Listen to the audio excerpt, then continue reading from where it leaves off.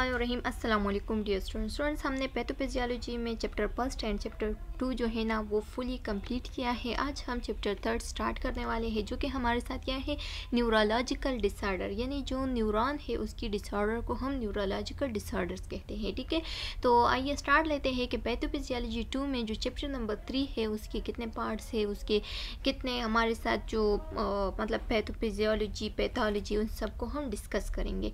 तो आइए स्टार्ट लेते हैं। स्टार्ट लेने से पहले आप लोगों से एक छोटा सा रिक्वेस्ट है कि हमारे चैनल लेक्चर्स बाय अनाया को सब्सक्राइब करें, कमेंट करें and press the bell icon, ताकि नेक्स्ट वीडियो का नोटिफिकेशन आप लोग को बहुत जल्द मिल सके। स्टूडेंट्स, यहाँ पे कुछ की टर्म्स दी गई है, की वर्ड्स दी गई है, उसकी डिफिनीशन याद करना बहुत ज़रूरी है। किस चीज़ के लिए? हमारे साथ जो हमारा जो MCQs पॉइंट ऑफ व्यू है उससे रिलेटेड इससे बहुत सारे MCQs जो है ना वो आ सकते हैं। ठीक है, पेपर पॉइंट ऑफ व्यू से इससे बहुत सारे MCQs आ सकते हैं, तो आप लोगों ने इन सारे डिफिनीशंस को थोड़ा याद करना है। रिसेप्टर किस चीज़ को कहते हैं? रिसेप्टर तो आप लोग जानते होंगे कि रिसेप्टर क्या होती है। हमारे बॉडी में जितनी भी स्टिमुलस होती है ना, तो उसको डिटेक्ट करने के लिए हमारी बॉडी में रिसेप्टर्स प्रेजेंट होते हैं। ठीक है, वो रिसेप्टर क्या करती है, जितनी भी स्टिमुलस होती है तो उसको क्या करती है, उसको डिटेक्ट करती है। ठीक है, उसको कैच करती है। स्टिमुलस किस तरह से होती है, यानी फैन हो गया, टेम्परेचर हो गया, कूलनेस, हॉटनेस, ठीक है, ये सारे हमारे साथ क्या है, ये सारे हमारे साथ स्टिमुलस होते हैं। तो इसको डिटेक्ट करना, ये काम किस चीज़ का होता है? रिसेप्टर्स का होता है। रिसेप्टर जो है ना वो हमारे बॉडी में ऑल ओवर द बॉडी बहुत सारे रिसेप्टर प्रेजेंट होते हैं, जो कि जिसका हर एक का अपना अपना फंक्शंस होता है। ठीक है, अगर आप लोग देख ले तो जो भी हम डिजीज़ पढ़ रहे हैं तो उसके लिए एक रिसेप्टर होती है, या तो वो काम छोड़ देता है, या वो रिसेप्टर जो है ना वहाँ तक अपना जो स्टिमुलस है वो सही से नहीं मिलता, तो इस वजह से हमारे साथ जो डिजीज़ वाला कंडीशन है वो अकर हो जाता है। ठीक है, तो यहाँ पे हमारे साथ जो रिसेप्टर का डिफिनीशन दिया गया है वो क्या है कि structure specialise to detect a stimulus. एक स्ट्रक्चर होता है जो कि हमारे साथ स्टिमुलस को क्या करती है, उसको डिटेक्ट करती है, तो इसको हम रिसेप्टर कहते हैं। इसका एग्जाम्पल दिया गया है कि जैसे कि नर्व एंडिंग हो गए, ठीक है, एंड सेंस ऑर्गन्स हो गए। सेंस ऑर्गन में हमारे साथ जो सेंसरी ऑर्गन्स होते हैं, जैसे कि क्या हो गया, जैसे कि हमारे साथ जो हैंड्स हो गए उसके जरिए से हम टच करना, ठीक है, इसी तरह से हियरिंग एंड जो मतलब सीन करना, किसी चीज़ को देखना, ठीक है, इसी तरह से स्मेल एंड जो टेस्ट होता है, ये सारे हमारे साथ सेंस ऑर्गन में आते हैं। ठीक है, उससे सेंस ऑर्गन का काम ये क्या होता है, सेंसरी रिस्पांस होता है। ठीक है, ये सेंसरी रिस्पांसेस है। ठीक है, अब हमारे साथ आता है नोसिसेप्टर। नोसिसेप्टर किस चीज़ को कहते हैं? वो रिसेप्टर जो कि पेन को डिटेक्ट करे, तो उसको हम कहते हैं नोसिसेप्टर। ये आप लोगों ने MCQs पॉइंट ऑफ व्यू से याद रखना है कि वो रिसेप्टर जो पेन को डिटेक्ट करे तो उसको हम क्या कहते हैं, उसको हम नोसिसेप्टर कहते हैं। तो यहाँ पे डिफिनीशन में दिया गया है कि pain receptor which response to tissue damage resulting from trauma, ischemia or excessive stimulation as heat or chemicals। ठीक है, बताया गया है कि क्या होता है कि हमारे साथ जब टिश्यू डैमेज हो जाती है, ठीक है, तो इसकी वजह से भी पेन हो जाती है, जैसे कि ट्रॉमा वगैरह के रिजल्ट में टिश्यू डैमेज हो गया, या इस्कीमिया हो गया, ब्लड सप्लाई सही से नहीं पहुंच रही है किसी टिश्यूज़ में, ठीक है, उसकी वजह से जो है ना पेन हो जाता है, टिश्यू डैमेज हो जाती है। इसके साथ साथ हमारे साथ एक्सेसिव स्टिमुलेशन आ गए। एक्सेसिव स्टिमुलेशन में जैसे कि हीट की केमिकल्स हो गए, ठीक है, हीट से या केमिकल्स वगैरह की वजह से आपके हाथ जल गया या आपके पाँव जल गया, तो डायरेक्ट ही मैसेज चल जाता है, आपको पेन महसूस होता है और आप जो है वहाँ जगह से अपने हाथ को जल्दी से हटा देते हैं। ठीक है, तो ये हमारे साथ वो रिसेप्टर होते हैं जो कि पेन को, किसी टिश्यू डैमेज की वजह से जो पेन होती है या जो जिसकी वजह से भी पेन हो जाए तो उसको क्या करती है, ये डिटेक्ट करती है। ठीक है, इसी तरह से फिर हमारे साथ सेंसेशन आता है। तो सेंसेशन किस चीज़ को कहते हैं? सेंसेशन एक्चुअली अवेयरनेस को कहते हैं। किस तरह से? Is a conscious awareness of a stimulus. ठीक है, एक स्टिमुलस का कॉन्शियस अवेयरनेस को हम सेंसेशन कहते हैं। ठीक है, इसी तरह से अगर MCQs आ गया कि conscious awareness of the stimulus is का डैश, तो आप लोगों ने क्या लिखना है, आप लोगों ने सेंसेशन लिखना है। ठीक है, all sensory information can not produce sensation. हर एक सेंसरी इंफॉर्मेशन जो है ना वो हमारे साथ सेंसेशन को प्रोड्यूस नहीं करते, बल्कि इसके कुछ टाइप से, कुछ काइंड से, जिसके ज़रिए से हमारे साथ जो सेंसेशन है वो क्या हो जाती है, वो प्रोड्यूस हो जाती है। Sensory receptor transmit 4 kind of information as location. एक तो हमें लोकेशन देती है कि इस जगह पे पेन हो रहा है, इस जगह पे कोई ट्रॉमा वगैरह हो गई है, इस जगह पे कोई नुकसान हो गया है, इस जगह पे कोई टिश्यू डैमेज हो गया है। दूसरा ये कि कितने इंटेंस में हमारे साथ ये डैमेज हो गया है और उसके बाद कितने टाइम के साथ, मतलब कितना टाइम इसने लिया है इसको क्या करना, इस मैसेज को डिटेक्ट करना, या इस रिसेप्टर ने जो मैसेज डिटेक्ट किया, ठीक है, तो उसका जो ड्यूरेशन होता है, यानी जो पैन अकर होता है तो उसको हम क्या, उसका ड्यूरेशन कितना टाइम था, क्रॉनिक था, एक्यूट था, तो ये सारे हमारे साथ क्या आते हैं, ये सारे हमारे साथ काइंड ऑफ इंफॉर्मेशन है, ठीक है। अब हमारे साथ आते हैं सेंसरी प्रोजेक्शन।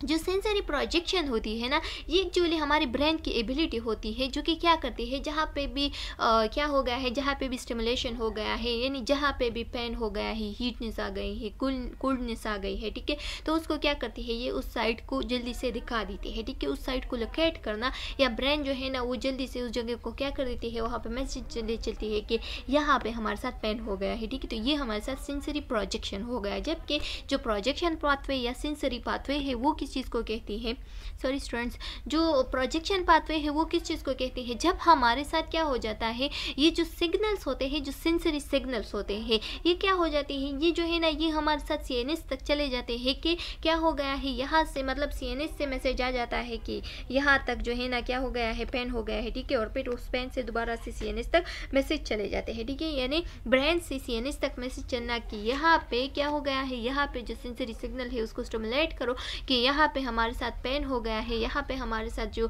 कंडीशन है वो एबनॉर्मल हो गई है, तो उसको हम क्या कहते हैं, उसको हम प्रोजेक्शन पाथवे कहते हैं, ठीक है, ये आप लोगों ने रिमेंबर रखना है। स्टूडेंट्स, इस क्लासिफिकेशन को आप लोगों ने याद रखना है कि एक्चुअली हमारे साथ जो नर्वस सिस्टम है ना वो दो हिस्सों में तकसीम हो गया है। एक हमारे साथ होती है सेंट्रल नर्वस सिस्टम, एक होती है पीएनएस यानी पेरिफेरल नर्वस सिस्टम। जो सेंट्रल नर्वस सिस्टम है वो दो हिस्सों में तकसीम हो गया है, उसको हम कहते हैं ब्रेन एंड स्पाइनल कार्ड। जबकि पेरिफेरल नर्वस सिस्टम जो है ना वो फर्दर दो हिस्सों में तकसीम हो गया है, उसको हम कहते हैं motor neurons and sensory neurons, ठीक है। फिर ये जो मोटर न्यूरॉन्स है ये हमारे साथ दो हिस्सों में तकसीम हो गया है, एक को हम कहते हैं सोमैटिक नर्वस सिस्टम और दूसरे को हम कहते हैं ऑटोनॉमिक नर्वस सिस्टम। जो ऑटोनॉमिक नर्वस सिस्टम है वो हमारे साथ जो है ना वो आर्गन, स्मूथ मसल्स वगैरह पे क्या होती है, इसमें ज़्यादातर जो मैसेज डिटेक्ट करना वगैरह ये इसके काम होता है। जबकि वॉलंटरी मूवमेंट या स्केलेटल मसल जो है ना ये सोमैटिक नर्वस सिस्टम का फंक्शन होता है। ये जो ऑटोनॉमिक नर्वस सिस्टम है ये फर्दर टू हिस्सों में तकसीम हो गया है। एक हमारे साथ जो सिंपैथेटिक नर्वस सिस्टम है उसको स्टिमुलेट करता है और एक जो है ना वो पैरासिम्पैथेटिक सिस्टम पे मुश्तमिल है।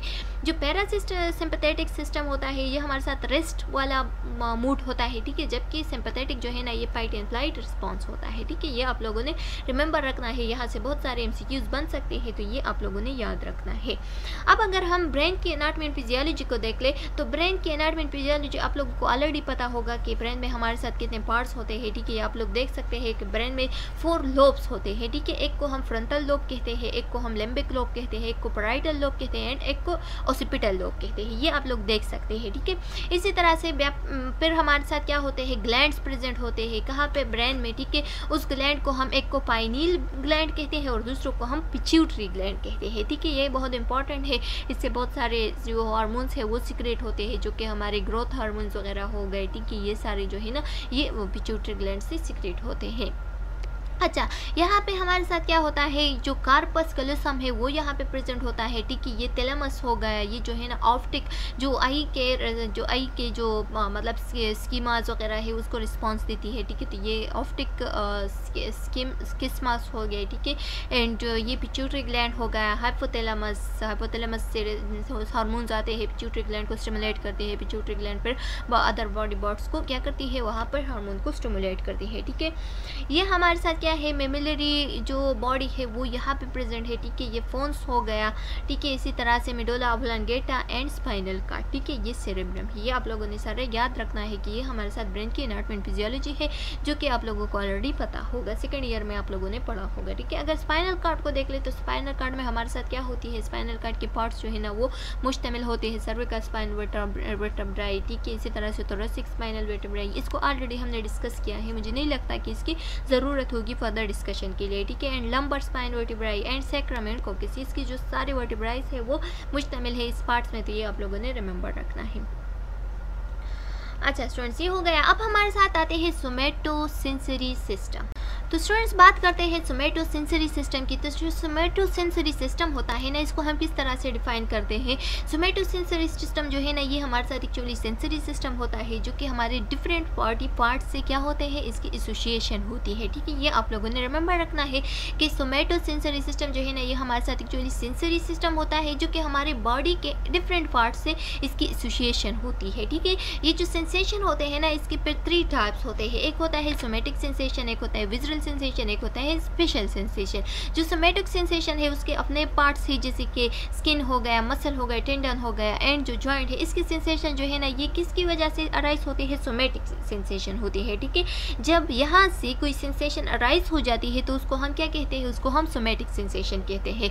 विजुअल सेंसेशन जो है ना, ये हमारे साथ जो विजरा होती है वहाँ से सेंसेशन अराइज होती है। ठीक है, जबकि जो स्पाइनल सेंसेशन है, विजरा किस चीज़ को कहते हैं, जो डीप मसल्स होते हैं। ठीक है, जो स्मूथ मसल्स हो गए, डीप मसल्स होते हैं, डीप बॉडी मसल्स ऑर्गन्स हो गए। ठीक है, तो उससे जब सेंसेशन अराइज होती है तो उसको हम विजुअल सेंसेशन कहते हैं। जबकि स्पेशल सेंसेशन किस चीज़ को कहते हैं, वो सेंसेशन जो कि हमारे स्पेशल सेंसेस से, जैसे कि हमारे टच ऑर्गन हो गए, ठीक है, टेस्ट ऑर्गन, इसी तरह से हियरिंग, स्मेल वगैरह एंड आई साइट। ठीक है, तो ये सारे जो है ना, ये हमारे स्पेशल ऑर्गन है, यहाँ से जो सेंसेशन अराइज होते हैं तो उसको हम स्पेशल सेंसेशन कहते हैं।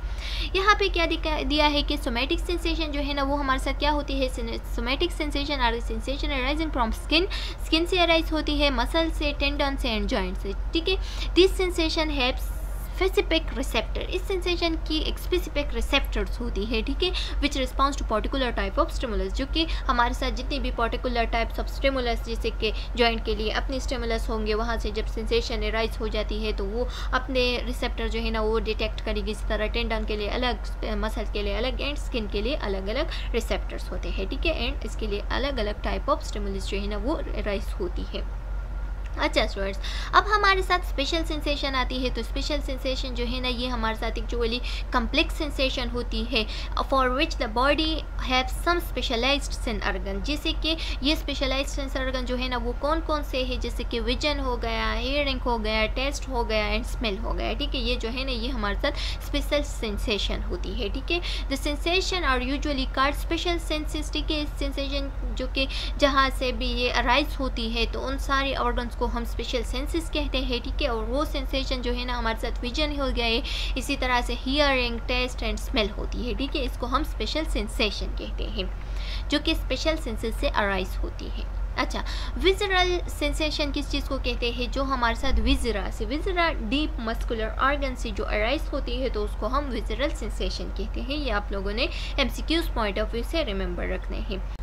स्टूडेंट्स, अब सेंसरी पाथवे, ये जो सेंसेस है, ये जो सेंसेशन है, ये किस पाथवे के ज़रिए से आती जाती है। ठीक है, तो नर्वस पाथवे और sensation are called sensory pathway. जो नर्वस पाथवे होती है ना, जो कि सेंसेशन के लिए यूज़ होती है, तो उसको हम सेंसरी पाथवे कहते हैं। This pathway carry the impulses from receptor in different part of the body to centre and brain. ठीक है, बताया गया है कि ये पाथवे जो है ना, ये क्या करती है, ये हमारे साथ जो इम्पल्सिस होते हैं उसको कैरी करते हैं फ्रॉम रिसेप्टर। कहाँ से, रिसेप्टर से इम्पल्सिस को कैरी करते हैं, और वो जो है ना, वो डिफरेंट बॉडी पार्ट्स में क्या कर देती है, उसकी मतलब अच्छा स्टूडेंट, जो डिफरेंट बॉडी पार्ट्स है वहाँ पे कुछ रिसेप्टर्स प्रेजेंट होते हैं। ठीक है, तो उससे इम्पल्सिस जो है ना, इस पाथवे के ज़रिए से कैरी होती है, और ये जो है ना, ये फिर कहाँ तक ले चलती है, सेंटर इन द ब्रेन में ले चलती है। ठीक है, ताकि वहाँ तक मैसेज जो है ना, वो पहुँच जाए। Sensory pathway are 2 type. अब सेंसरी पाथवे जो है ना, वो 2 टाइप है। एक होती है सोमैटो सेंसरी पाथवे और एक होती है विजरो सेंसरी पाथवे। जो सोमैटो सेंसरी पाथवे है, तो ये क्या कर देती है, सोमैटो sensory pathway convey the information from sensory receptor in skin, skeletal muscle and joint. ठीक है, जो सोमैटो सेंसरी पाथवे है, ये हमारे साथ जो इन्फॉर्मेशन है, यानी जो सेंसरी रिसेप्टर से जो इन्फॉर्मेशन, जो सेंसरी रिसेप्टर जिस इन्फॉर्मेशन को डिटेक्ट करती है, तो वो कहाँ से करती है, जो स्किन हो गया, स्केलेटल मसल हो गया एंड जॉइंट हो गया, वहाँ से डिटेक्ट करती है। ठीक है, इसी तरह से जो हमारे साथ pathway of the system are constituted by somatic nerve fibre, और ये पाथवे जो ये है ना, ये हमारे साथ किस चीज़ पे मुश्तमिल है, सोमैटिक नर्व फाइबर पे मुश्तमिल है। तो दैट्स वाई इसको हम क्या कहते हैं, सोमैटो सेंसरी पाथवे कहते हैं। ठीक है, अच्छा, सोमैटो सेंसरी पाथवे, अब ये जो पाथवे है ना, ये हमारे साथ डिफरेंट टाइप्स ऑफ ऑर्डर पे मुश्तमिल होती है। वो ऑर्डर जो है ना वो 3 ग्रुप ऑफ न्यूरॉन्स हो गए, जैसे कि हमारे साथ क्या है 2 और 3 ग्रुप ऑफ न्यूरॉन्स पे मुश्तमिल होती है, ठीक है। उसमें हमारे साथ first order neuron, second order neuron and third order neuron आते हैं। Pathway of some sensation like kinesthetic किस चीज़ को कहते हैं, जो पोजिशनल सेंसेशन होते हैं, जैसे कि मूवमेंट वाला सेंसेशन हो गया, ठीक है। तो ये पाथवे जो है ना ये क्या कर देते हैं, ये पाथवे जो है ना सम सेंसेशन को डिटेक्ट करती है, जैसे कि काइनेस्थेटिक सेंसेशन हो गया, ठीक है। Have only first and second order of neuron, इसमें first and second order of neuron जो है ना वो क्या हो जाते हैं, स्टिमुलेट हो जाते हैं।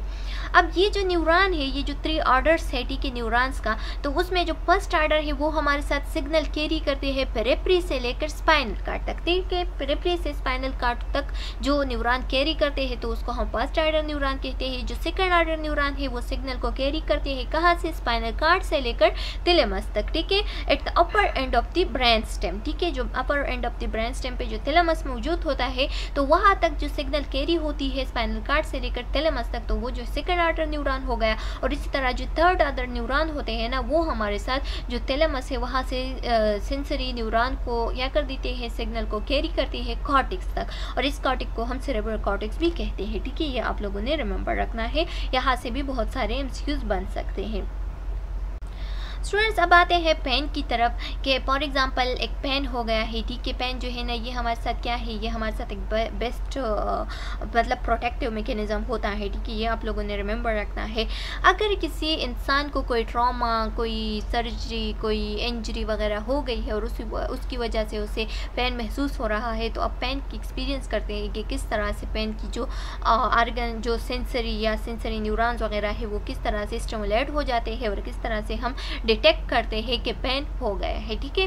तो pain is a subjective experience. Pain जो है ना ये हमारे साथ एक्चुअली एक सिम्टम है, किस तरह से मतलब पेशेंट जो है ना वो हमें बताता है। लेकिन कभी कभार पेन जो है ना वो साइन भी हो सकता है, किस तरह से, यानी जो छोटे बच्चे होते हैं तो वो तो हमें नहीं बता सकते कि मुझे कितना पेन हो रहा है, कहाँ पे हो रहा है, तो फिर हम खुद मालूम करते हैं, ठीक है। ये जो माएँ होती है ना इसको बड़ा एक्सपीरियंस होते हैं अपने बच्चों के पेन मालूम करने में, ठीक है। तो जो पेन होता है वो कभी कभार क्या होती है, साइन भी हो सकती है जो कि हम मालूम करते हैं, लेकिन ज़्यादातर पेन जो है ना वो सब्जेक्टिव डेटा है, यानी पेशेंट जो है ना वो खुद बताता है कि मुझे कहाँ पर पेन हो रहा है, ठीक है। और ये जो ज़्यादातर विजरल पेन होती है ना, जो डीप बॉडी टिश्यूज़ में, डीप मस्कुलर टिश्यूज़ में जो पेन होता है, जैसे कि किडनी पेन हो गया, ठीक है, तो वो ज़्यादातर पर पेशेंट हमें बताता है, क्योंकि वो तो हम मालूम नहीं कर सकते, ठीक है। जबकि हम जो है ना हम कहते हैं कि स्ट्रक्चर से, मतलब उसके पैच से हम मालूम कर सकते हैं कि उसे कितना, अगर वो जो है ना वो हमारे साथ पागल है, ठीक है, और वो खुद ही अपना शक्ल जो है ना ऐसा बनाए कि उसे पेन महसूस हो रहा है, तो तब हम क्या करेंगे। तो ये जो पेन है ना ये हम क्या करते हैं, ये हम खुद भी मालूम कर सकते हैं, यानी एक ऑब्जेक्टिव डेटा भी हो सकते हैं, जबकि लेकिन ज़्यादातर जो है ना ये क्या है, ये सब्जेक्टिव एक्सपीरियंस होता है। Usually arising from activity with in the neural structure, ठीक है। ये हमारे साथ क्या होती है, ये न्यूरल स्ट्रक्चर की किसी भी एक्टिविटी की जब ज़्यादती हो जाती है, जब वो अराइज हो जाती है, तो इसकी वजह से हमारे साथ जो अनप्लीजेंट सेंसेशन है वो हमारी any part of the body में हो जाती है, जिसको हम फिर क्या कहते हैं कि पेन महसूस हो रहा है, ठीक है। अनप्लीजेंट एक्सपीरियंस है, अनप्लीजेंट सेंसेशन है, मतलब हमें अच्छा नहीं लगता है सेंसेशन, ठीक है, क्योंकि पेन है, दर्द हो रहा है। It may arise in response to, ये जो है ना ये हमारे साथ या तो किसी बॉडी का टिश्यू डैमेज हो गया है, ठीक है, किसी इंजरी की वजह से, किसी ट्रॉमा की वजह से बॉडी टिश्यू डैमेज हो गया है, या जो है ना हमारे ब्रेन के या जो हमारे नर्व के जो फंक्शन होता है उसमें कोई चेंजेस, एबनॉर्मल चेंजेस आ गए हैं, तो उस वजह से जो टिश्यू वगैरह है वो डैमेज हो गए हैं, ठीक है। या जो है ना हमारे साथ क्या होती है, अगर आप लोगों ने पढ़ा होगा कि जो हमने चिन में पढ़ा है कि इंट्राक्रेनियल प्रेशर जो है ना जब वो इंक्रीज हो जाती है, तो इस वजह से हमारे साथ जो ब्रेन की टिश्यूज है वो डैमेज हो सकती है, तो उसकी वजह से क्या होती है, वो भी हमारे साथ पेन को फिर जाहिर कर देती है, तो उसकी वजह से पेन होती है, ठीक है। इसी तरह से या तो हमारे साथ क्या हो गए जो कि बायोकेमिकल चेंजेस, जैसे कि बायोकेमिकल चेंजेस में क्या आते हैं कि हमारे साथ जो एंडोर्फिन वगैरह की रिलीज़, ठीक है। इसी तरह से जो बहुत सारे केमिकल्स है यहाँ पे दिए गए हैं, इस समय मैं आप लोगों को दिखाती हूँ। ये जो केमिकल्स है ये यहाँ पे दिए गए हैं कि ब्रिडिकाइनिन, सेरोटोनिन, ठीक है, प्रोस्टाग्लैंडिन एंड हिस्टामिन, इसकी सिक्रेशन या हो जाए, ठीक है, उसकी राइजिंग हो जाए, तो उस दौरान हमारे साथ क्या होती है, इस दौरान हमारे साथ अगर इसमें एक भी स्टिमुलेट हो गया तो हमारे साथ क्या हो, जो बायोकेमिकल चेंजेस है वो आ गए और इसकी वजह से हमें पेन महसूस हो जाती है। अच्छा स्टूडेंट्स, अब आते हैं पेन परसेप्शन की तरफ। ठीक, तो स्टूडेंट्स ये जो पेन परसेप्शन होता है ना, ये हमारे साथ एक प्रोटेक्टिव मैकेनिज्म है। किस तरह से, यानी ये हमें बताता है कि there is something wrong in your body. ठीक है, देयर सम मतलब आपके बॉडी में कुछ रॉन्ग चल रहा है। ठीक है, ये हमें एक अलर्ट देती है कि आपके बॉडी में कुछ ऐसा रॉन्ग या कुछ टिश्यू डैमेज वगैरह हो रही है, जिसको आपने क्या करना है, इसको जल्द से जल्द ट्रीट करना है, वरना अदर बॉडी जो टिश्यूज है वो डैमेज हो सकते हैं इसकी वजह से। ठीक है, तो the pain perception is a protective mechanism for the body. ये एक प्रोटेक्टिव मैकेनिज्म है हमारी बॉडी के लिए। Pain is a sensation one for of a potential for actual damage of tissue and alert the victim to avoid or treated. ठीक है, pen जो है ना, ये हमारे साथ एक ऐसा सेंसेशन होती है जो कि हमें वार्न करती है कि आपकी बॉडी में कुछ रॉन्ग चल रहा है, उसको जल्द से जल्द ठीक कर ले, वरना आपकी बॉडी जो है ना वो फर्दर डैमेज हो सकती है। ठीक है, enable to individual to protect the tissue against further body damage. ठीक है, फर्दर बॉडी डैमेज की टिश्यू को प्रोटेक्ट करने के लिए हमारे साथ क्या एराइज होती है, पेन एराइज हो जाती है। ठीक है, ताकि इसको जल्दी से जल्दी ट्रीट कर ले, वरना अदर बॉडी टिश्यूज जो है ना वो डैमेज हो सकती है। Severe damage to body part has been observed and condition leading to an absence or reduction of the perception of pain। और जब का आपका जो पेन परसेप्शन है वो डैमेज हो जाए या वो नहीं हो रहा है, तो उस दौरान हमारे साथ जो बॉडी के बहुत सारे टिश्यूज है बहुत सीवियर डैमेज हो सकती है, क्योंकि हमें पेन नहीं हो रहा है। जैसे कि ये ज़्यादातर जो डायबिटिक पेशेंट्स होती है ना, उसकी पेन परसेप्शन जो है ना वो क्या हो जाती है, वो ख़त्म हो जाती है। जैसे कि बीटा सेल्स हमारे साथ हो गए जो कि पेन को डिटेक्ट करती है, डेल्टा सेल्स हो गए, इसी तरह से अल्फा सेल्स हो गए। जब ये ख़त्म हो जाए ना, तो उस दौरान उसके बॉडी में बहुत सारा डैमेज हो जाता है, जिसकी वजह से उसकी फिर क्या कर देते हैं, उसकी वजह से फिर एम्पुटेशन हो सकती है, क्योंकि उसके बॉडी के बहुत सारे सीवियर डैमेज हो जाती है any part of the body में। ठीक है, क्योंकि उसकी जो परसेप्शन ऑफ पेन्स है वो क्या हो गए हैं, वो या तो एब्सेंस है या उसकी कोई एबनॉर्मल फंक्शन हो रही है या उसे पेन ही महसूस नहीं हो रही है, क्योंकि उसकी जो सेल्स है वो डैमेज हो गए हैं जो कि पेन को क्या करती है, परसीव करती है। ठीक है, तो इस वजह से हमारे साथ जो है ना फिर सीवियर या सीरियस टाइप ऑफ डैमेज हो सकती है बॉडी के पार्ट में। अच्छा स्टूडेंट्स, अब आते हैं पेन की टाइप्स की तरफ। तो पेन के दो मेन टाइप्स है, एक हमारे साथ फास्ट पेन होती है, एक हमारे साथ स्लो पेन होती है। फास्ट पेन जो है ना वो उसकी एक्सपीरियंस जो है ना वो विद इन 0.1 सेकंड, यानी बहुत फास्टेस्ट है। ठीक है, 0.1 सेकंड में हमारे साथ क्या होती है, उसकी एक्सपीरियंस अकर हो जाती है। जबकि स्लो पेन जो है ना वो 1 सेकंड या उसके बाद यानी 2 सेकंड भी हो सकते हैं, 1.30 सेकंड भी होते सकते हैं। ठीक है, तो ये स्लो पेन हो गया। इसी तरह से अगर फास्ट पेन को हम डिस्क्राइब करें तो फास्ट पेन हमारे साथ जो शार्प की वजह से पेन आती है। ठीक है, एक्यूट पेन हो गया, फ्रैकिंग हो गया। ठीक है, किसी को आप फ्रैक करती है तो डायरेक्ट जल्दी से पेन जो है ना वो आप डिटेक्ट करते हैं। ठीक है, या ऑलमोस्ट कन्फाइंड टू स्किन। ठीक है, यानी जो फ्रैकिंग वगैरह हो गए इसको हम कन्फाइंड टू स्किन वगैरह, मतलब जो स्किन पे ज़्यादातर जो डैमेज वगैरह हो जाती है स्लोली से, मतलब छोटी से डैमेज, तो उसकी वजह से जो फास्ट पेन हम डिटेक्ट करते हैं तो उसको हम फास्ट पेन कहते हैं। जबकि स्लो पेन जो है ना ये हमारे साथ बर्निंग हो गया। ठीक है, किसी जगह जल रही है। ठीक है, तो वो स्लो पेन हो गया, वो जो है ना 1 सेकंड में या 1 सेकंड से भी ज़्यादा टाइम ले सकती है, जैसे कि 2 सेकंड, 1.30 सेकंड। ठीक है, इसी तरह से और क्या हो सकते हैं, जो थ्रम्बिंग पेन किस चीज़ को कहते हैं, ये जो धड़कता हुआ पेन होती है ना, जब आप लोगों का कभी एक्सपीरियंस होगा कि एक पेन जो है ना वो जल्दी से आ जाता है, मतलब बहुत सीवियर पेन आता है, फिर ठीक हो जाता है, फिर पेन आता है, फिर ये धड़कता हुआ पेन होता है। ठीक है, तो ये पेन जो है ना ये भी स्लो पेन होती है। ठीक है, ये भी 1 सेकंड से ज़्यादा टाइम लेता है या 1 सेकंड लेता है। इन केस ऑफ एब्सिस हो गया, या तो एब्सिस की वजह से यानी किसी फ्लूइड जमा हो गई है किसी बॉडी में, या आर्थराइटिस हो गई है। ठीक है, जो जॉइंट की इन्फेक्शन इन्फ्लेमेशन वगैरह होती है। Slow pain can occur in any tissue. Slow pain जो है ना वो एनी टिश्यूज़ में, जैसे कि हमारे साथ सोमेटिक टिश्यूज़ हो गए, ठीक है, उसमें भी हो सकती है, एंड विजरल में भी हो सकते हैं। जो ज्वाइंट, जो हमारे साथ जो मसल्स वगैरह हो गए, जो कि टेंडन वगैरह हो गए, उसमें भी हो सकते हैं, एंड स्मूथ मसल्स वगैरह में भी हो सकती है। ठीक है, तो ये सोमेटिक पेन भी हो सकती है एंड विजरल पेन भी हो सकती है। ये MCQs पॉइंट ऑफ व्यू से रिमेंबर रखना है कि slow pain, somatic and visceral दोनों पेन हो सकती है। अच्छा स्टूडेंट्स, अब हमारे साथ आते हैं pain sensory nerve fibre. Pain sensory nerve fibre कौन कौन से हैं? तो जो पेन सेंसरी नर्व फाइबर है तो उसमें हमने बताया कि delta fibre, C fibre, alpha fibre, gamma fibre, ये सारी मौजूद थे। ठीक है, लेकिन ज़्यादातर जो है ना जो delta fibre, alpha fibre and जो सी फाइबर्स है वो ज़्यादातर पेन के लिए क्या होते हैं, ये हमारे साथ पेन की नर्व फाइबर्स है। ठीक है, तो ये आप लोगों ने याद रखना है।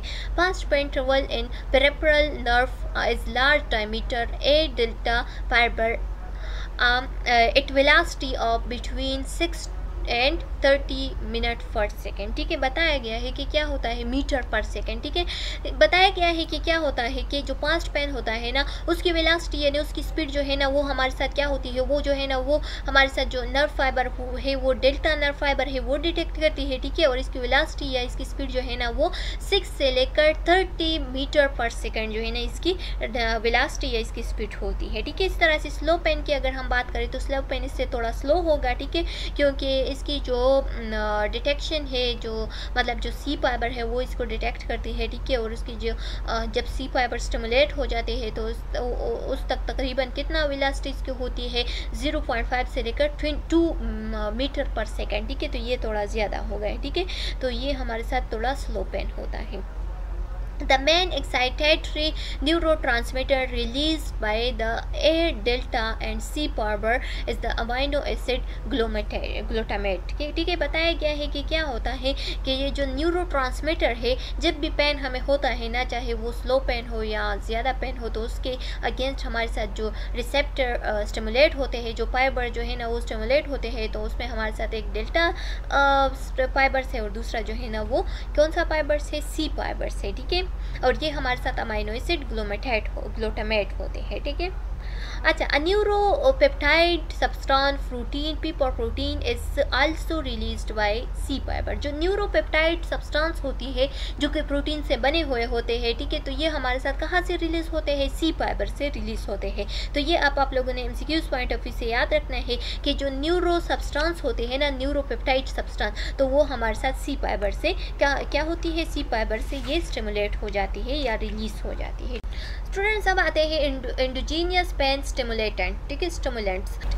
एंडोजीनियस का क्या मतलब है? एंडोजीनियस का मतलब ये है कि जब हमारी बॉडी के इंटरनल टिश्यूज़ जो है ना वो डैमेज हो जाए। ठीक है, या उसमें कोई केमिकल्स की ज़्यादती आ जाए, जैसे कि सेरोटोनिन, प्रोस्टाग्लैंडिन या हिस्टामिन वगैरह ज़्यादा हो जाए। ठीक है, तो उसकी वजह से हमारे साथ जो पेन जो है ना वो आ जाती है, उसको हम क्या कहते हैं, एंडोजीनियस पेन कहते हैं। कौन कौन से न्यूरो रिसेप्टर जो है ना वो एक्टिव हो जाते हैं, तो उसमें हमारे साथ क्या होते हैं, उसमें हमारे साथ बहुत सारे यहाँ पे जो रिसेप्टर दी गई है, तो उसमें हमारे साथ ब्रेडिकाइनिन, सेरोटोनिन, प्रोस्टाग्लैंडिन एंड जो हिस्टामिन है वो स्टिमुलेट हो जाती है, जो कि हमारे साथ नोसिसेप्टर है यानी पेन को डिटेक्ट करती है। ठीक है, इन जो tissue release several chemicals that stimulate the nociceptor. ठीक है, जो इंजर टिश्यूज़ होते हैं ना वो हमारे साथ several type of tissues chemicals को रिलीज करती है, जो हमारे साथ स्टिमुलेट कर देती है नोसिसेप्टर को, यानी जो पेन की डिटेक्टर्स होती है उसको स्टिमुलेट कर देती है। ठीक है, उसमें हमारे साथ क्या आते हैं, ब्रेडिकाइनिन्स आते हैं। ठीक है, दूसरा एक सेरोटोनिन आते हैं, प्रोस्टाग्लैंडिन आते हैं एंड हिस्टामिन आते हैं। ये हमारे साथ सारे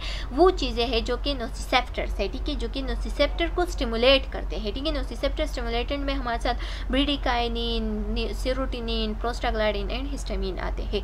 एस डू पोटेशियम आयन भी इसमें मौजूद है। ठीक है, and ATP release from ruptured cells. ठीक है, और एटीपी भी इसके साथ साथ क्या हो जाती है, रिलीज हो जाती है, तो वो भी हमारे साथ नोसिसेप्टर को एक्टिव कर देती है या उसको स्टिमुलेट कर देती है। अच्छा, bradykinin is the most potent pain stimulant known it is intensively pain when injected under the skin. बताया गया है जो ब्रेडिकाइनिन्स होते हैं ना ये मोस्ट पोटेंट है। ठीक है, किस चीज़ के लिए, पेन स्टिमुलस के लिए।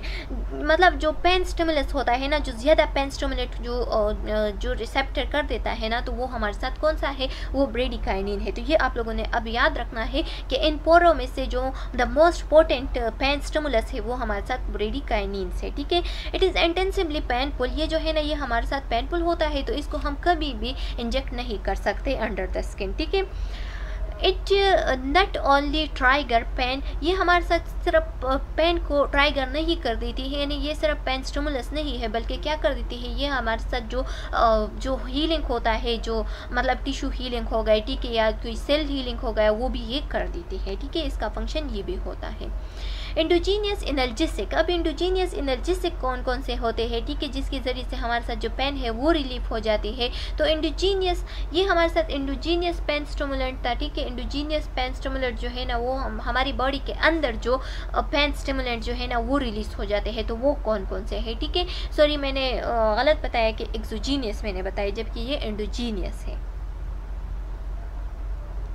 एंडोजीनियस एनाल्जेसिक अब कौन कौन से होते हैं, मतलब वो केमिकल जो कि हमारे साथ पेन को क्या करे, पेन को रिलीव करे, ठीक है। पेन रिलीपर्स जो होते हैं जो हमारी बॉडी के अंदर तैयार हो जाते हैं और पेन को रिलीव कर देते हैं, तो वो कौन कौन से हैं। A person physically and mentally state can greatly affect his और हर परसेप्शन ऑफ पेन, ठीक है। पर्सन जो है ना वो फिजिकली और मेंटली दोनों जो है ना एंड मेंटली जो है ना दोनों वो क्या कर देते हैं, वो हमारे साथ जो पेन की परसेप्शंस होती है उसको क्या कर देती है, उसको डिटेक्ट कर देती है और वो उस पर बहुत सारा इफेक्ट डालती है, ठीक है। The CNS has analgesic, CNS पे एक एनर्जेसिक प्रेजेंट होती है जिसको हम क्या कहते हैं, इनकेफेलाइंस कहते हैं, ठीक है। इनकेफेलाइंस जो है ना ये हमारे साथ वो पेन रिलीफ्स होते हैं जो कि हमारे साथ CNS से क्या होते हैं, अराइज हो जाते हैं, ठीक है। ये आप लोगों ने MCQs पॉइंट ऑफ व्यू से याद रखना है।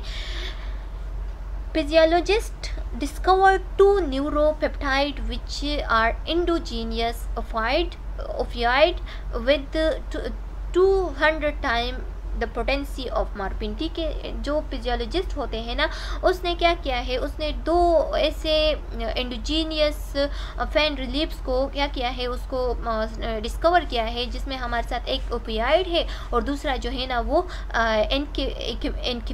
एनकेफेलाइंस है, ठीक है। एनकेफेलाइंस है। तो ये जो ओपियाइड है ना ये हमारे साथ 200 टाइम ग्रेटर या पोटेंस है हमारे साथ जो मॉर्फिन होते हैं, जो कि क्या होते हैं, जो कि हमारे साथ जो मतलब जो मॉर्फिन जो है ना ये हमारे साथ एनाल्जेसिक के लिए यूज़ होते हैं, ठीक है। लेकिन इससे 200 टाइम पोटेंस है, यानी इसका काम जो है ना वो 200 टाइम ज़्यादा होता है।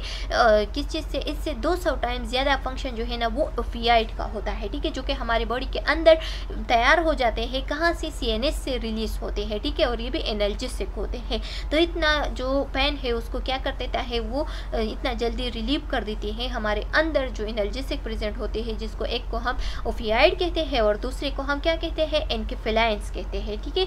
और दूसरा जो है ना उसको हम एनकेफेलाइंस कहते हैं। अच्छा, इस एनाल्जेसिक को ही इस ओपियाइड को ही फर्दर नेम दिया एनकेफेलाइंस, ठीक है। ये जो है ना ये 200 टाइम पोटेंस होती है मॉर्फिन से, ठीक है। तो ये आप लोगों ने रिमेंबर रखना है, जो कि हमारे साथ CNS से क्या होती है, वहाँ से रिलीज हो जाती है, ठीक है। The 2 एनकेफेलाइंस आर एंडोर्फिन एंड डिनोर्फिन, ठीक है। 2 ऐसे एनाल्जेसिक है, 2 ऐसे एनकेफेलाइंस के टाइप्स है जो कि हमारे साथ CNS से रिलीज होती है। उसमें एक जो है ना वो एंडोर्फिन है और दूसरा जो है ना वो डिनोर्फिन है, ठीक है। These opioids are secreted by the CNS, pituitary gland, digestive tract and other organ instead of stress and or exercise, ठीक है। जब हम स्ट्रेस में होते हैं या एक्सरसाइज के दौरान होते हैं तो ये जितनी भी एंडोर्फिन हो गए या डिनोर्फिन हो गए, ये जो है ना या ये जो ओपियाइड है, ठीक है, ओपियाइड है, ठीक है। ये जो मतलब जो एनकेफेलाइंस है, ठीक है। एनकेफेलाइंस जो है ना ये हमारे साथ सिक्रीट होते हैं, एक CNS से सिक्रेट होती है, दूसरा हमारे बॉडी के अंदर पिट्यूटरी ग्लैंड से सिक्रेट होते हैं एंड तीसरा जो है ना वो डाइजेस्टिव ट्रैक्ट से। एंड इसी तरह से अदर ऑर्गन्स भी है जो कि ड्यूरिंग एक्सरसाइज या ड्यूरिंग स्ट्रेस जो है ना हमारे बॉडी से बहुत सारे ये एंडोर्फिन एंड डायनोर्फिन जो है ना ये सिक्रेट हो जाती है, जो कि एनाल्जेसिक है यानी पेन रिलीफ देती है, ठीक है।